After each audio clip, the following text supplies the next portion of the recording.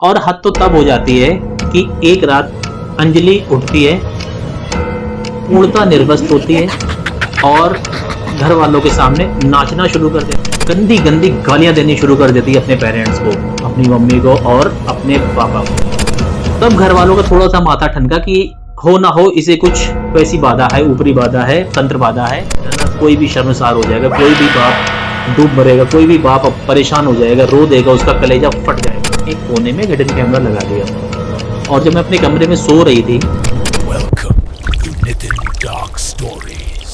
Enter if you dare.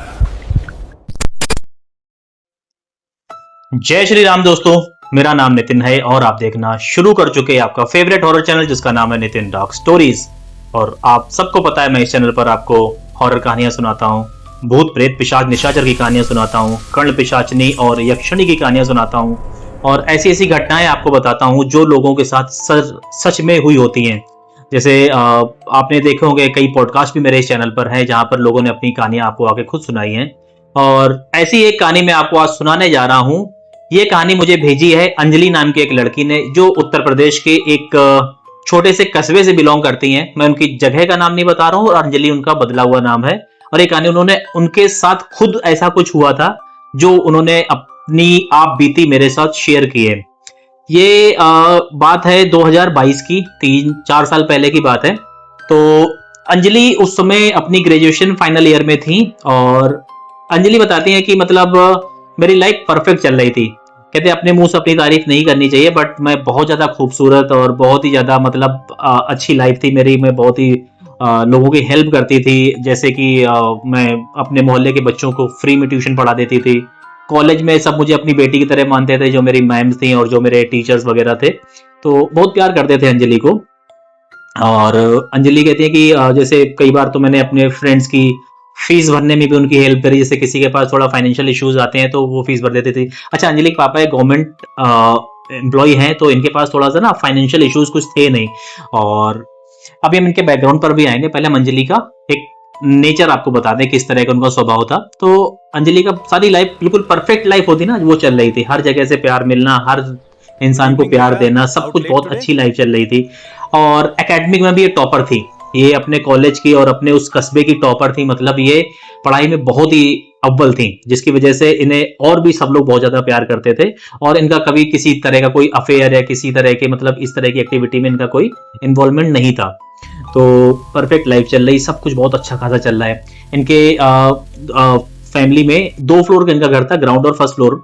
तो ground floor में ये रहते थे, मतलब अंजलि अपने मम्मी पापा के साथ। अच्छा, अंजलि अपने पेरेंट्स की इकलौती लड़की है और इनके पापा का नाम होता है महेश जी और महेश के छोटे भाई सुरेश जी।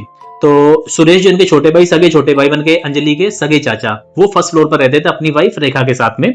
और रेखा की बेटी का नाम होता है सोनिया। सोनिया अच्छा पढ़ाई में थोड़ा सा पीछे, एकेडमी में पीछे और इतनी गुड लुकिंग भी नहीं थी। तो सारे जब पूरे परिवार वाले या पूरे मोहल्ले वाले या पूरे कॉलेज वाले, और एक ही कॉलेज में पढ़ते थे दोनों, सोनिया और अंजलि। तो सोनिया के जब अप्रिशिएशन नहीं मिलता था तो उसे थोड़ा सा प्रॉब्लम होती थी, उसे थोड़ी सी ईर्ष्या होती थी। बट वो कहती थी कि यार कोई बात नहीं, मेरी बड़ी बहन है, मुझे ऐसे उससे कोई प्रॉब्लम है नहीं। लेकिन ह्यूमन टेंडेंसी आप सबको पता है कि थोड़ा बहुत ना कहीं अंदर वो चीज रह जाती है। और सोनिया से ज्यादा ये प्रॉब्लम शायद किसी और को भी थी, जो आपको आगे कहानी में पता चलेगा। वैसे टाइटल से आपको आइडिया लग ही गया होगा। तो अब कहानी में बढ़ते हैं आगे। तो सोनिया की लाइफ एकदम परफेक्टली बहुत अच्छी, बहुत खूबसूरत लाइफ चल रही थी और उसका कोई अफेयर भी नहीं, कोई कुछ ऐसा नहीं। तो जो एक घर वालों का एक ड्रीम होता है ना कि मेरी बेटी अभी ग्रेजुएशन कंप्लीट करेगी और हम इसे इसकी पसंद के किसी भी जैसे एसएससी में डाल देंगे या जो भी उसकी एकेडमिक के अकॉर्डिंग जो भी होगा हम उसे पढ़ने देंगे, और अगर कोई अच्छा लड़का मिला तो हम उसकी शादी भी कर देंगे। तो ऐसे ही चल रहा था। अचानक से एक दिन अंजलि की तबीयत खराब होती है, उसको हेडेक वगैरह होता है और यहीं से शुरू हो जाती है सारी कहानी। अंजलि आराम से आती है अपना बाहर, मैंने कॉलेज से घर आती है, कहती मम्मी मेरे सर में दर्द हो रहा है, मैं सोने जा रही हूँ। अंजलि सोने जाती है और उसका हेडेक धीरे धीरे फीवर में कन्वर्ट होता है और कई दिन का बेड रेस्ट हो जाता है, 3-4-5 दिन का। तो घर वाले इसे नॉर्मल से समझते हैं कि चलो हेडेक और फीवर तो चलो आता ही रहता है, लड़की ने ज़्यादा पढ़ाई कर ली होगी, ज़्यादा मेहनत कर ली होगी, जिस वजह से बॉडी ने रिस्पॉन्स इस तरह से किया है, फीवर एंड ऑल। तो इनके घर वाले अपना वही मेडिसिन वगैरह डॉक्टर के पास ले जाते हैं, जो नॉर्मल सा होता है, पैरासीटामोल है, जो मेडिसिन डॉक्टर प्रेस्क्राइब करता है, टेस्ट वगैरह लिखता है, टेस्ट सब नॉर्मल, और मेडिसिन दी जाती है और कोई बात नहीं, मेडिसिन अपना खाती, लेकिन आराम नहीं मिलता है। तो अब यही होता है कि आप में से भी किसी को भी फीवर आता होगा तो ये 4-5-6 दिन बाद ठीक ही हो जाएगा, अपने आप ही ठीक हो जाएगा, उसके बाद अपना जो रूटीन लाइफ है वो हम अपनी फॉलो करेंगे। बट अंजलि के साथ यहाँ कुछ गलत हो रहा था। अंजलि के साथ ऐसा हो रहा था कि जिसकी शुरुआत हेडेक से हुई थी और आगे जाके बहुत ज्यादा वर्स्ट होने वाला था। तो अंजलि ने जैसे ही अपना मतलब हेडेक और फीवर का ये कंप्लेन घर वालों से की और धीरे धीरे अपना इसका इंटेंसिटी बढ़नी शुरू हो गई। अब अंजलि बहुत ज्यादा बीमार रहने लग गई। वो मतलब बेड से उठ भी नहीं पाती थी, अगर जो कुछ भी खिला रहे हैं उसे तो वो वॉमिट कर देती थी, पूरा उगल देती थी, जिसकी वजह से कमजोर होनी शुरू हो गई। और फिर अंजलि ने धीरे धीरे नोटिस किया कि जब वो कंघी करती है तो उसके बाल बहुत ज्यादा गुच्छे में टूटने शुरू हो गए। उसके बाल बहुत ही सुंदर बड़े लंबे काले बाल थे और वो कोई भी बालों में कोई भी केमिकल वगैरह कुछ भी यूज नहीं करती थी। पता है ना, कस्बे से बिलोंग करती थी तो उसे इन सब चीजों में ज्यादा वो था भी नहीं, वो नेचुरल ब्यूटी जो होती ना वो थी अंजलि की। तो जब उसके बाल एकदम से बहुत ज्यादा झड़ने शुरू हो गए और ये दूसरी शुरुआत थी बुरा होने की उसके साथ। धीरे धीरे जैसे ही आगे बढ़ते हैं इसकी कहानी में, अब धीरे धीरे उसकी बीमारी को 1 से 1.5 महीना हो गया और कोई डॉक्टर नहीं पकड़ पा रहा। उसे कई बार हॉस्पिटलाइज भी किया गया डॉक्टर, लेकिन यही बोलते थे इसमें कोई प्रॉब्लम ही नहीं है, बस फीवर है, दवाई देके वो डिस्चार्ज करके घर भेज देते थे। अब एक दिन अंजलि सुबह जब सो के उठी तो उसे अपने शरीर पर थोड़े थोड़े नीले से निशान दिखाई दिए, बहुत सारे निशान थे उसके शरीर पर। तो वो भी अनयूजुअल था कि निशान कैसे हो सकते हैं शरीर पे। अब घर वाले बहुत ज्यादा परेशान हो रहे थे कि आखिरकार हुआ क्या है, और इस चीज को धीरे धीरे करके 2 महीने निकल गए। अंजलि बताती है कि 2 महीने तक तो मैं बिल्कुल ऐसी थी कि आज मरी या कल, लेकिन उसके बाद अभी और बुरा होना बाकी था, और ज्यादा बुरा होना बाकी था उसकी लाइफ में। अचानक एक दिन वो अजीब तरीके से बिहेव करना शुरू कर देती है घर वालों के सामने। उसके मम्मी पापा सब लोग बैठे होते हैं, उसे अपने साथ बिठाया होता है ड्राइंग रूम में सोफे में कि चलो थोड़ा इसका मन बहल जाएगा, बाहर ले जाते हैं, घर बुलाते हैं। तो ड्राइंग रूम में बैठ के सारे बातें कर रहे होते हैं। तो ऐसे पूछ रहे बेटा क्या दिक्कत है, कुछ ऐसा तूने उठपटांग खाया हो तो बता दे जिस वजह से मतलब तेरे साथ ये हो रहा है। तो अंजलि गंदी गंदी गालियां देनी शुरू कर देती है अपने पेरेंट्स को, अपनी मम्मी को और अपने पापा को। गालियां तो फिर भी ठीक थी, लेकिन जो उसकी आवाज थी वो किसी एक घटिया मर्द नहीं होता है जिसकी मतलब बदतमीज टाइप का मर्द होता है, उस आवाज में अपने पापा को अपनी मम्मी को गंदी गालियां देनी शुरू कर देती है। वो अंजलि जिसने पूरी जिंदगी में किसी को गलत वर्ड नहीं बोला होगा, सोचा नहीं होगा उसके बारे में, वो बहुत गंदी गालियां जो मैं कैमरे पे बता भी नहीं सकता उसको। अंजलि ने खुद ही अपनी बात बताई कि मैं ऐसी ऐसी गालियां दे रही थी जो मैंने कभी सुनी भी नहीं होंगी, सोचना तो बहुत दूर की बात है। तब घर वालों का थोड़ा सा माथा ठनका कि हो ना हो इसे कुछ वैसी बाधा है, ऊपरी बाधा है, तंत्र बाधा है, क्योंकि मेरी बेटी तो ऐसी थी ही नहीं, हमारी बेटी कभी ऐसा नहीं कर सकती है। घर वालों को पूर्ण विश्वास था, घर वालों तो छोड़ो पूरे मोहल्ले को पूर्ण विश्वास था कि अंजलि से ज्यादा अच्छी लड़की कोई है ही नहीं। तो जब इस तरह की चीजें हुई तो मोहल्ले वाले भी वरीड थे इस चीज को लेके। तो किसी ने बोला कि आपके बेटी के साथ ना कुछ वैसा है, दिखा लो। तो जो महजी होते हैं अंजलि के पिताजी, वो इन चीज़ों पे विश्वास नहीं करते हैं, लेकिन अब मेडिकल साइंस का इन्होंने इतना ज़्यादा ट्रीटमेंट करवा लिया था और कोई रिजल्ट नहीं आ रहा था, तो इन्होंने सोचा चलो हो ना हो हम किसी एक बाबा जी को इसे दिखाते हैं, झाड़ फूक करवाते हैं, क्या पता हमारी बेटी वहाँ से एक चांस लेने में कोई बुराई तो है नहीं। तो महेश जी लेके जाते हैं ना एक बाबा जी के पास, झाड़ फूक करवाते हैं, बाबा जी एक काला धागा बांध देते हैं, जो वो अपना ट्रीटमेंट वगैरह करते हैं और थोड़ा बहुत पैसे वैसे जो लेते हैं अंजलि को घर भेज देते हैं। लेकिन यहाँ से कहानी की एक और ज़्यादा गंदा मोड़ ले लेती है। यहाँ पर अंजलि अब और ज़्यादा गंदे तरीके से बिहेव करना शुरू कर देती है, और ज़्यादा चीखना चिल्लाना, किसी के काबू में ना आना, गंदी गंदी गालियाँ बकना। और हद तो तब हो जाती है कि एक रात अंजलि उठती है, पूर्णतः निर्वस्त्र होती है और घर वालों के सामने नाचना शुरू कर देती है, अपने ही पिताजी को गंदे गंदे इशारे करती है, पूर्णतः नग्न होती है। वो अपनी मम्मी को गंदी गंदी बातें बोलती है, जैसे ऐसा लग रहा था किसी एक गंदी औरत की आत्मा उसके अंदर आ गई है जो उससे ये सब कुछ करवा रही है। और अब तो इनके घर वालों का रो रो के बुरा हाल, पूरे मोहल्ले वालों का बहुत बुरा हाल होगा कि हमारी अंजलि ऐसे कैसे हो सकती है। बहुत ज्यादा परेशान सब लोग हो रहे हैं। और ये वाला जो पार्ट था ना, ये वर्स्ट पार्ट था इसकी, मतलब कि कोई बाप अपनी जवान बेटी को जो ग्रेजुएशन फाइनल ईयर में है, 21-22 साल तो एज होती है, इस तरह से पूर्णतः नग्न और इस तरह की हरकतें करता देखेगा ना, कोई भी शर्मसार हो जाएगा, कोई भी बाप डूब मरेगा, कोई भी बाप अब परेशान हो जाएगा, रो देगा, उसका कलेजा फट जाएगा। सेम चीज अंजलि के पिताजी के साथ भी हो रही थी, लेकिन वो चाहकर भी कुछ नहीं कर पा रहे थे। जैसे तैसे करके उसे काबू में किया गया, कपड़े वपड़े पहनाए गए, वो गालियां देती रही, वो सुनते रहे, कोई बात नहीं, और उसे कैसे कैसे करके सुलाया गया कि चलो सो जाए। अंजलि सो जाती है, 2 घंटे बाद उठती है और ताली ठोकना शुरू कर देती है।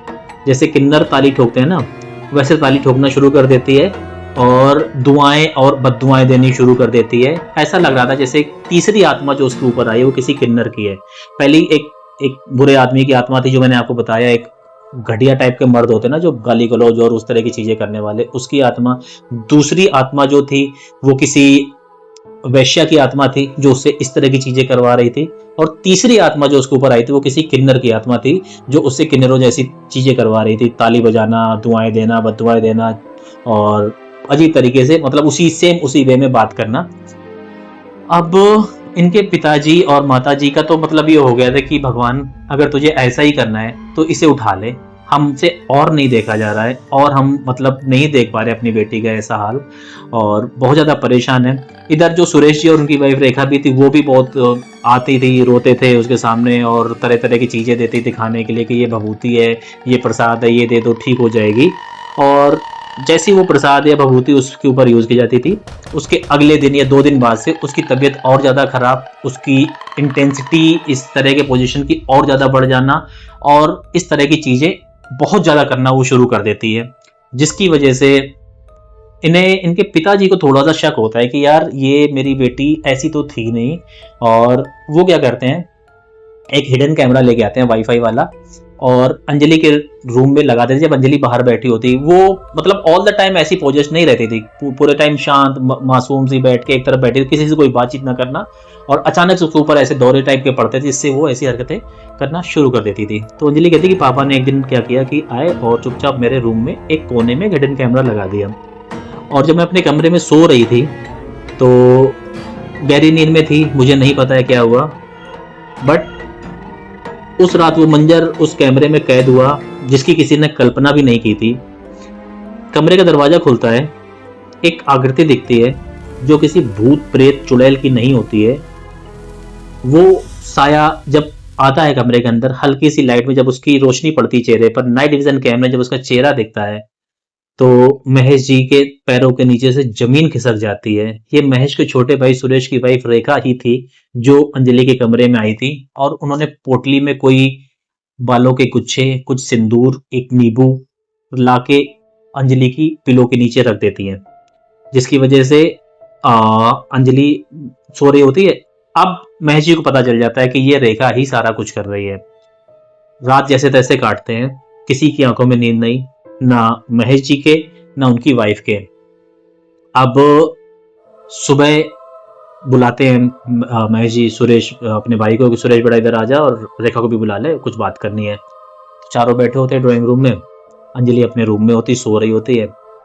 कोई ड्रामा नहीं करते, कोई मेलो ड्रामा नहीं करते, कोई फैमिली ड्रामा नहीं होता है, कोई लड़ाई नहीं, कोई भिड़ाई नहीं। वो चुपचाप क्या करते हैं, उठाते हैं और अपना फोन लाके वीडियो चला देते हैं। जिस वजह से होता ये है कि सुरेश जी को तो ये हो जाता है कि भाई मैं इससे अच्छा मर जाऊं, ये सीन देखने से अच्छा कि मेरी बीवी ने मुझे कहीं का नहीं छोड़ा, मुझे कहीं मुंह दिखाने लायक नहीं छोड़ा, मेरे भगवान स्वरूप भाई की नज़रों मुझे पूरी तरह से गिरा दिया और मुझे इतना जलील कर दिया।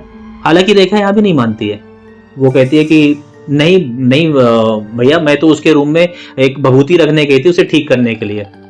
तब महेश जी की वाइफ चिल्ला के बोलती हैं कि अब बस भी कर दे, तेरा हो गया है। अब तू जो ये कर रही थी ना, वो पहली बार चिल्लाती है अपनी देवरानी पर, और ऐसे चिल्लाती कि तेरा हो गया, और इससे पहले मैं तुझे बाल पकड़ के घर से धक्के मार के बाहर निकालूं, तू यहाँ से चली जा। तो सुरेश जी पूछते, तूने ऐसा क्यों किया? तेरी बेटी जैसी है ना वो, जैसी सोनिया वैसी अंजलि, तूने क्यों किया अपनी सगी भतीजी के साथ ऐसा, जो तुझे माँ मानती थी, बचपन से तेरे लिए हर चीज करती थी, तेरी बेटी के लिए हर चीज करती थी, मुझे अपने पापा से ज्यादा प्यार करती थी, और तूने उस अंजलि के साथ ऐसा कर दिया। अब ये पॉइंट था जहां पर रेखा पूरी तरह से फट पड़ती है। वो फट जाती है, बिखर जाती है और एकदम से चिल्ला चिल्ला कर रो रो कर बोलना शुरू कर देती है गुस्से में कि मेरी भी तो बेटी है, उसे कोई क्यों प्यार नहीं करता है। सारा प्यार अंजलि के लिए, सारी रिस्पेक्ट अंजलि के लिए, हर चीज में वो आगे, पढ़ाई में वो आगे, रिस्पेक्ट में वो आगे, सारा पूरी दुनिया उसे प्यार करे और मेरी बेटी को कोई बिल्कुल पूछता ही नहीं है। इस चीज से बहुत ज्यादा पता चल जाता है कि वो जलन में, ईर्ष्या में ऐसा कर रही थी अपनी सगी भतीजी के साथ में। और महेश जी का गुस्सा अब फट पड़ता है, वो उठते हैं, बाल पकड़ते हैं रेखा के और धक्का मार के घर से बाहर निकालते हैं। सुरेश से कहते हैं, सुरेश जी से, कि इसे लेकर चला जा वरना मैं इसे जान से मार दूंगा। पुलिस केस कर नहीं सकते थे क्योंकि इंडियन लॉ में ऐसा कोई कानून ही नहीं है जहां पर आप काला जादू की या भूत प्रेत की किसी भी तरह की कोई वारदात को आप रजिस्टर करवा लें, कोर्ट उसे इग्नोर करेगा, मानेगा ही नहीं। हाँ, आप मारपीट किसी इस तरह की चीजों को रजिस्टर करवा सकते हैं, बट आप कभी भूत प्रेत का और ये काला जादू वगैरह का चीजें आप रजिस्टर नहीं करवा सकते हैं। तो निकालने से पहले सुरेश जी फिर से रेखा को अंदर लाते हैं, थप्पड़ मारते हैं उसके बहुत जोर से, मारते ही चले जाते हैं। बोलते हैं पहले तू घर से तो तू जाएगी, लेकिन पहले ये बता किससे तूने करवाया है, क्या किया है तूने और कैसे ठीक होगी। तब रेखा सारी बात बताना शुरू करती है कि मैं एक तांत्रिक से मिली थी जो ये सारी क्रियाक्रम करते हैं, तो उन्होंने मुझे बोला था, मैंने उन्हें सारी बात बताई, तो उन्होंने बोला कि तू उस लड़की का कोई कपड़ा, उसके बाल और उसकी निशानियां लेकर आ ज्यादा से ज्यादा। तो कहते मैंने कैसे करके उसकी कंघी, उसके बाल निकाले, उसका यूज किया हुआ टावल, उसके कपड़े, और एक दिन मैंने उससे बोला कि बेटा तुम्हारे नाखून बड़े हो गए, मैं काट देता। मैंने उसके नाखून काटे और वो नाखून ले जाकर उस तांत्रिक को दे दिए और उस तांत्रिक ने उसके साथ क्रिया करके शमशान में क्रिया करी और वहां की 3 आत्माओं को इसके ऊपर भेज दिया। और मैंने बोला था वो आत्माएं ऐसी होनी चाहिए कि ये कहीं मुंह दिखाने लायक ना रहे, जो लोगों की इतनी प्यारी है, जो लोग इसे इतना ज्यादा प्यार करते हैं, इतना दुलार करते हैं, ये कहीं मुंह दिखाने लायक नहीं रहनी चाहिए। इसके ऊपर ऐसी आत्माएं भेजना, इसे इस तरह से पोजेस्ट करना, इसे इस तरह से बर्बाद करना, ये किसी को मुंह दिखाने लायक ना रहे। तभी इसने अपने पेरेंट्स को, अपने माँ बाप को ऐसी ऐसी गालियां दी, ये नंगी नाची, जो मेरे दिल को सबसे ज्यादा सुकून दे रहा था उस टाइम पर जब ये ऐसे घूम रही थी। और यही वो पल थे जब मुझे खुशी दे रहे थे। और बाद में एक किन्नर की आत्मा आना जो इसे पूरी तरह से बर्बाद करने के लिए काफी था, लेकिन इस कैमरे की वजह से, इस फुटेज की वजह से मेरा सारा भंडा फूट गया और आज ये सारी सच्चाई। गलती वो फिर भी नहीं मानती है, शी वॉज वेरी करप्टेड, वो बिल्कुल गलती नहीं मानती अपनी, और किसी भी तरह की कोई भी गिल्ट उसके मन में नहीं था। डर था कि हस्बैंड छोड़ देंगे, फैमिली त्याग देगी। होता भी ऐसा है, सुरेश जी उसे पूरी तरह से छोड़ देते, तू अपने घर जा और तुझे यहाँ पर रहने की कोई जरूरत नहीं है। अब धक्के मार के वो घर से निकाली जाती है। अब जब सारा कुछ पता चल जाता है तो अब अंजलि को ठीक करना थोड़ा सा आसान हो गया था। अब महेश जी क्या करते हैं कि एक हरिद्वार के बहुत सिद्ध संत को बुलाते हैं और सारी व्यथा अपनी रो रो के उन्हें सुनाते हैं कि हमारी बेटी के साथ ऐसा हो गया है और ऐसा हो रहा है। अच्छा, अभी उसका पोजीशन खत्म नहीं हुआ है, उसके कन्फेशन के बाद, रेखा के कन्फेशन के बाद भी उसका पोजीशन खत्म नहीं हो, क्योंकि अभी कुछ ट्रीटमेंट उसका नहीं किया गया है। जब तक बीमारी हाथ में नहीं आएगी आप उसका इलाज नहीं कर सकते। अब बीमारी पता चल गई थी तो इलाज करना आसान हो गया था। तो बाबा जी को जब सारी बात बताई तो उन्होंने एक बहुत बड़े अनुष्ठान का आयोजन किया, उसी घर में एक बहुत बड़े अनुष्ठान का आयोजन किया और पूरे घर पे आसपास बंधन लगाया और हवन वगैरह हर चीज की बहुत ही पवित्र तरीके से गंगा जल वगैरह से पूरे घर को धोया गया। पूरे घर में जैसे जो पानी जिसमें वॉश कर रहे हैं उसमें गंगा जल मिला दिया गया, जिससे पूरे घर का शुद्धिकरण हो। स्प्रे वाली बोतल में डाल के पूरी दीवारों पर छिड़काव करना गंगा जल, जहां जहां नेगेटिविटी उनका ये था कि पूरी तरह से खत्म हो जाए। और अंजलि को गंगा जल काफी सारा लाए थे वो हरिद्वार से अपने साथ गाड़ी में, तो अंजलि को उससे स्नान भी करवाया, गंगा जल पिलाया गया ताकि वो पूर्णतया पवित्र हो जाए। और उसके मंत्रोच्चारण किए गए, उसे बिठाया गया, उसे अभिमंत्रित किया गया। जिसके बाद अंजलि थोड़ा थोड़ा अजीब अजीब तरीके से बिहेव करना शुरू कर देती है ठीक होते होते।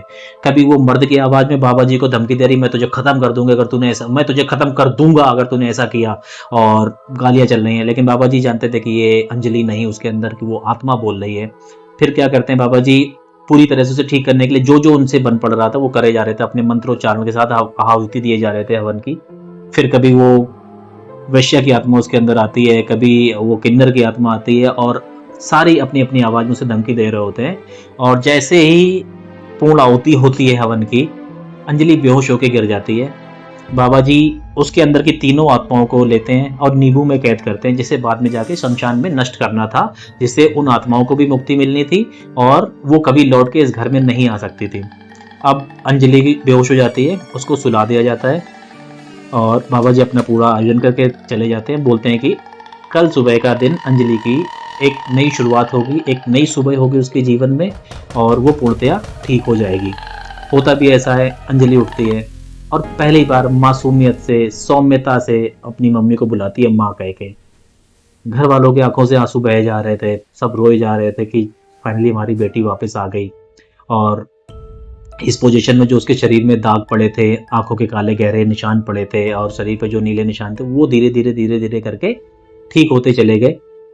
अब ये दोनों भाई और भाभी उनके, सुरेश की मतलब अंजलि की मम्मी, ये 4 लोग ही उस घर में रह रहे थे और उसे निकाल दिया था अपनी वाइफ रेखा को और उन्होंने सोचा था कि इसे डिवोर्स दे देंगे।